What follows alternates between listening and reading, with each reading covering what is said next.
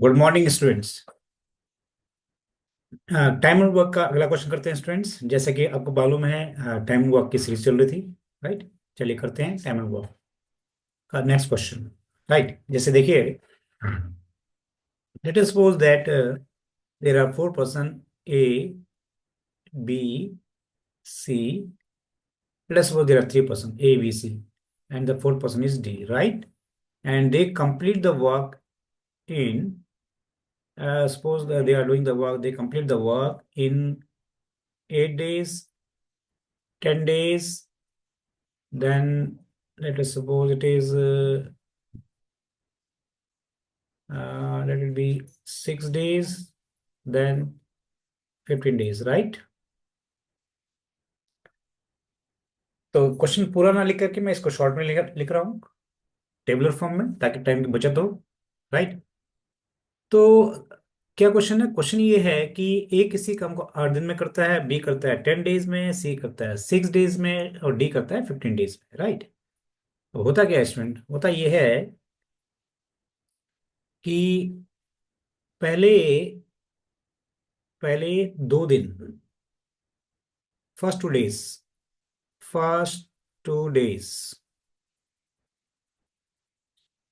A and B काम को करते हैं, A and B together. Right, उसके बाद उसके बाद 2 दिन के बाद दोनों ने काम छोड़ दिया। Both A and B left the job, यानी both A and B left the job. Right, in place of that,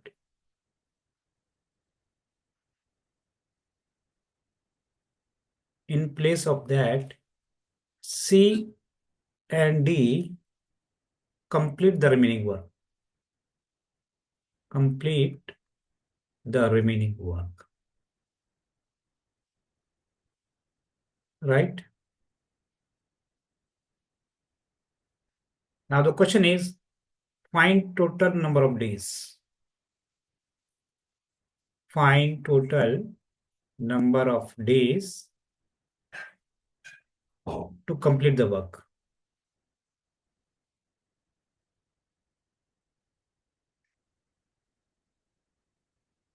ठीक है स्टूडेंट, ये क्वेश्चन है। अब इसे कैसे सॉल्व करेंगे आप लोग? ठीक है,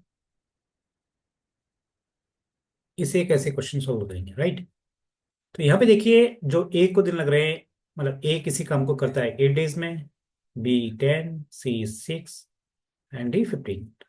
all the four person are doing the same work. Right, तो जब ये सारे के सारे एक ही काम कर रहे हैं तो उस काम को हम कुछ नंबर देते हैं इसमें, जैसे कि मैंने पिछली वीडियो में बताया था आपको। तो we are supposing total work is कौन सा नंबर? ऐसे नंबर जो 8, 10, 6 और 15 के टेबल में आता हो। या तो हम इन चारों का एलसीएम ले लें, या तो फिर आपको टेबल बहुत अच्छे ढंग से आनी चाहिए, या फिर कोई भी ऐसा नंबर ले लें जो इन चारों नंबर्स की टेबल में आता हो। सपोज 60, क्या 60 चारों के टेबल में आता है? यस, बी 10 के टेबल में आता है, 6 की आता है, 15 की आता है, लेकिन 8 के टेबल में नहीं आता। राइट, और 120, yes 120। Suppose the total work is to finish 120 breads. क्या मान लिया कि टोटल वर्क, मान लीजिए कि 120 ब्रेड खाना, ये टोटल वर्क है। राइट, इस 128 ब्रेड को खाने के लिए, इस 120 ब्रेड्स को खाने के लिए 8 x 8 days। राइट, तो ए का पर डे वर्क कितना होगा student? Per day work of ए, तो पर डे वर्क ऑफ ए कितना आ जाएगा? 15, बिकॉज 15 एट कितना होता है? 120। बी का पर डे वर्क कितना हो जाएगा स्टूडेंट? क्योंकि वही काम, यानी वही काम का मतलब क्या है? वही 120 ब्रेड खाने का काम बी कितने दिन में कर रहा है? 10 दिन में। तो एक दिन में कितना ब्रेड खाएगा ये? 12 ब्रेड। राइट, इसी तरह सी 20 ब्रेड। ठीक है ना? B for bread, right here. तो डी वही 120 ब्रेड खाने में 15 डेज लगाता है। तो डेली कितना ब्रेड खा रहा होगा? 15 8 120, यानी 8 ब्रेड। राइट, अब क्वेश्चन क्या है?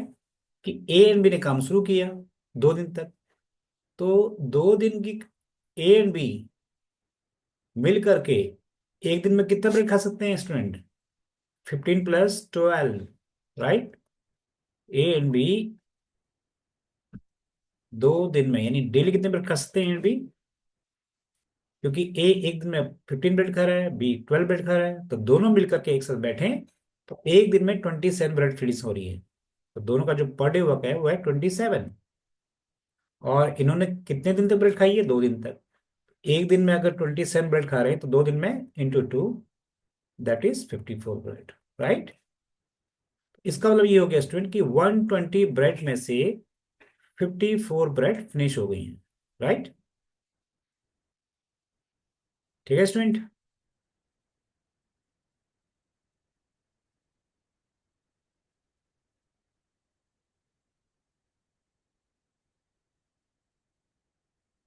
तो कितनी ब्रेड आ गई? 10 - 4 दैट इज 6, 11 - 5 6, 66 ब्रेड रह गई है, राइट?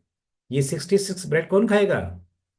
क्योंकि लिखा हुआ है, साफ साफ लिखा हुआ है कि जो 66 ब्रेड है इनको फिनिश करने का काम किसके पास है? सी एंड डी। क्योंकि रिमेनिंग वर्क कौन खत्म कर रहा है? सी एंड डी। ठीक है स्टूडेंट, रिमेनिंग वर्क फिनिश करेंगे सी एंड डी। रिमेनिंग वर्क का मतलब क्या है? 66 ब्रेड। ठीक है स्टूडेंट, तो देखना पड़ेगा कि सी एंड डी का पर डे वर्क कितना है, राइट?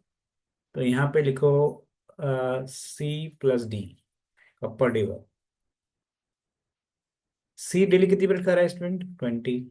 डी कितनी खा रहा है? 8। कितना आ गया? 28। यानी 28 ब्रेड सी एंड डी एक दिन में खाते हैं। ठीक है, तो 66 ब्रेड कितने दिन में खाएंगे? 1/28 × 66, राइट? जो भी कैंसिल करके आ जाएगा वो, that is your answer, that is 33/14, यानी you can write it 2 + 5/14. So this is your answer, right?